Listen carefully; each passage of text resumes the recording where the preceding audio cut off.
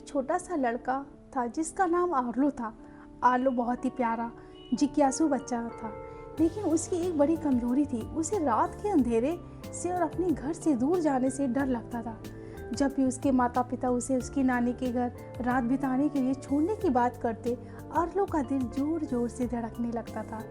उसे लगता था नानी का घर जो शहर से बहुत दूर एक शांत पहाड़ी पे है, रात में बहुत डरावना हो जाता होगा।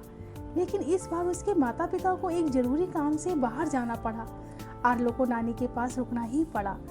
जब शाम हुई, सूरज ढलने लगा, आर्लो खिड़की के पास बैठकर बाहर देखने लगा।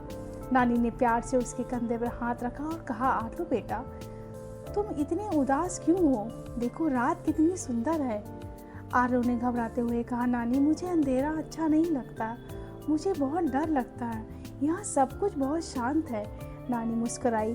उन्होंने आर्लो को अपने पास बिठाया और कहा, अंधेरा डराने के लिए नहीं, बल्कि हमें वो जादू दिखाने के लिए आता है जो रोशनी में छिप जाता है दिन में।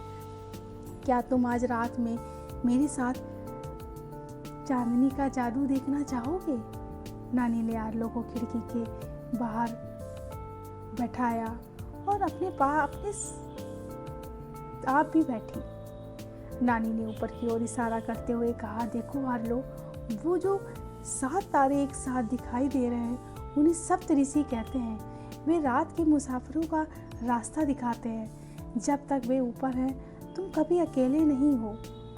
तभी नानी ने एक छोटा सा कांच का जार निकाला जिसमें हल्की रोशनी चमक रही थी। ये जुगनू है आर्लो, हमें ये सिखाते हैं चाहे कितनी भी बड़ी मुसीबत या अंधेरा क्यों ना हो, हमारे अंदर एक छोटी सी हिम्मत की रोशनी भी उसे दूर कर सकती है। बाहर हवा चल रही थी, पेड़ हिल रहे थे। आर्लो को अपनी ये आवाज़ डरावनी लगती थी, लेकिन नानी ने कहा, सुनो, ये पेड़ लोरी गा रहे हैं ताकि पूरी प्रकृति चैन से सो सके। नानी की बातों ने आर्लो के मन में एक नई उमंग भर दी। उसे समझ आया जिसे वह डर समझ रहा था, वह दरअसल प्रकृति का एक सुंदरता थी। नानी ने उसे एक पुरानी किताब दी और कहा, हर बहादुर बच्चा अपनी कहानी खुद लिखता है। आज तुम अपनी बहादुरी की कहानी लिखो। और उस रात आर्लो बिना डरे सोया। उसने सपने में देखा वह उन तारों के बीच से उड़ रहा था। चांद उसका दोस्त बन चुका था। आर्लो की इस जादुई कहानी और गहराई।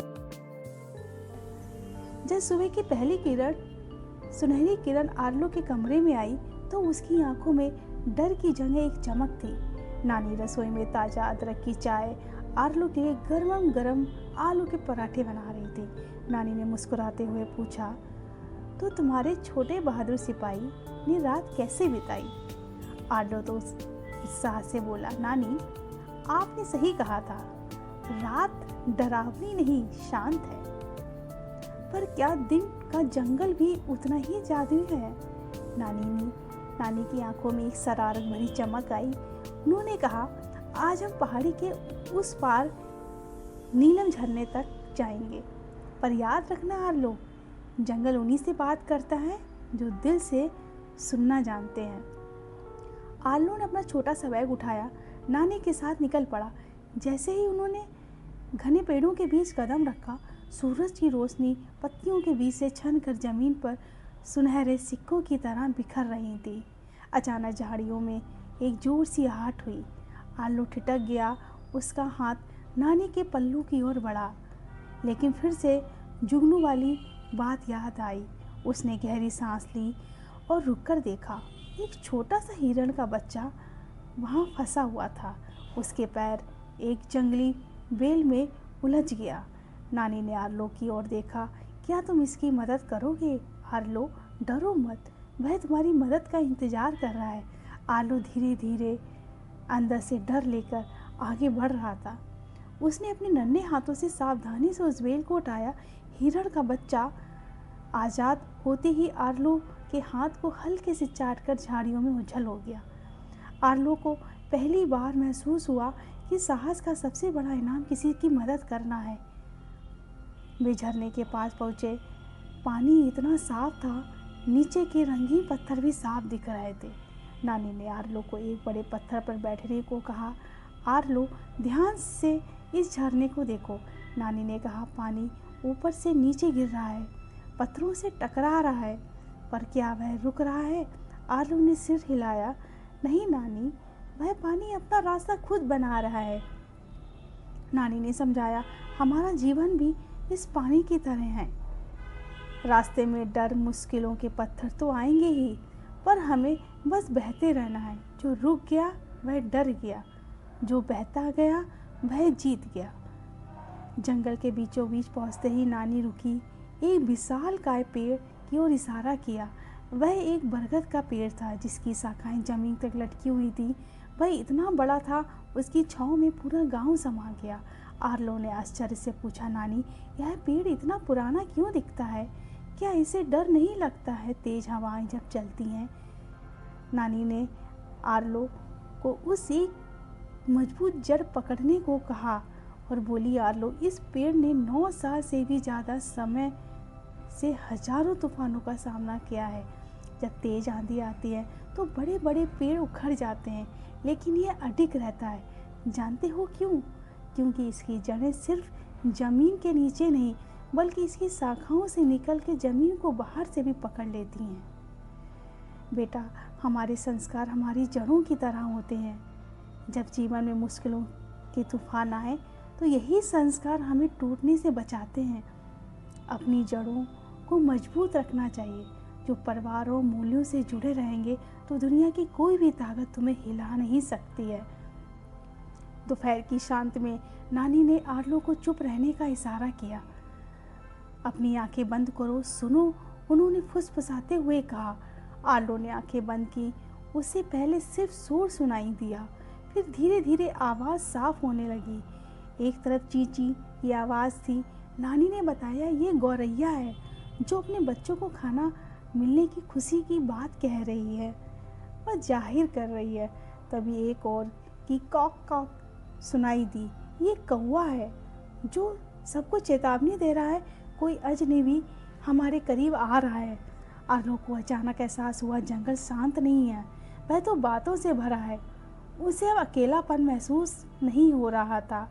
उसे लगा पक्षी, गिलहरियाँ, हवा सब एक दोस्त है। उसे समझ आया, हम प्रकृति से जुड़ते हैं तो हम कभी अकेले नहीं होते हैं। पूरा ब्रह्मांड हमारा परिवार बन जाता है। सूरज ढलने लगा, आसमान में नारंगी रंग बिखर गया।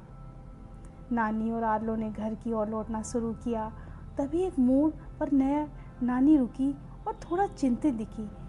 रास्ते 2 हिस्सों में बंट गया। घनी झाड़ियों के कारण पहचान पाना मुश्किल था। नानी ने धीरे से कहा, आर्लो, लगता है बुढ़ापे की वजह से मैं रास्ता भूल गई हूँ। आर्लो का दिल एक पल के लिए धड़का, लेकिन फिर से अपनी नानी की सारी बातें याद आईं। उसने आसमान की ओर देखा जहाँ वही सप्तऋषि तारे उभरने लगे। उसने ज़मीन पर उन निशानों को देखा जो आते समय उसने देखे थे। एक अजीब आकार का पत्थर, वह टूटा हुआ बेल जहाँ उसने हिरण की मदद की। नानी, घबराओ मत, मुझे रास्ता पता है, आर्लो ने आत्मविश्वास के साथ कहा और उसने अपनी नानी का हाथ पकड़ा। बोले, नानी, आप भूल सकती हो, मैं नहीं भूला। अब मैं बड़ा हो गया। यकीन मानिए नानी, आप मेरा हाथ पकड़िए और आगे चलिए। नानी थोड़ी दूर चलने पर उन्हें नानी की झोपड़ी की टिमटिमाती रोशनी दिखाई दी। नानी की आंखों में खुशी के आंसू थे। उन्होंने आर्लो को गले लगा लिया और कहा, आज तुमने सिर्फ रास्ता नहीं खोजा आर्लो, तुमने अपने अंदर के डर को हमेशा के लिए हरा कर दिया। जब आर्लो के माता पिता उसे लेने आए तो उन्होंने उस डरे हुए बच्चे को नहीं पाया जो अंधेरे से डरता था। उन्होंने एक ऐसे लड़के को देखा जो गर्व से कह रहा, पापा, अब मैं बड़ा हो गया हूँ, मैं अपनी जड़ों से जुड़ा हूँ, मैं कभी अकेला नहीं हूँ। हमारी ताकत हमारे आकार में नहीं, हमारे विश्वास में होती है। जैसे आर्लो ने तारों में रास्ता ढूंढा, वैसे ही आप भी अपने अंदर की रोशनी को पहचाने और अंधेरे रात के बाद एक सुनहरी सुबह का इंतज़ार कीजिएगा। अगली सुबह जब उसके माता पिता उसे लेने आए तो वे हैरान रह गए। उस इन सब चीज़ों को देखकर और उसने अपनी नानी को गले लगाया। ये कहानी हमें सिखाती है डर केवल हमारे दिमाग में होता है। अगर हम इन चीज़ों को देखने का तरीका बदल लें तो डर भी जादू बन सकता है। साहस का मतलब डर के बावजूद आगे बढ़ना है। हार लो पर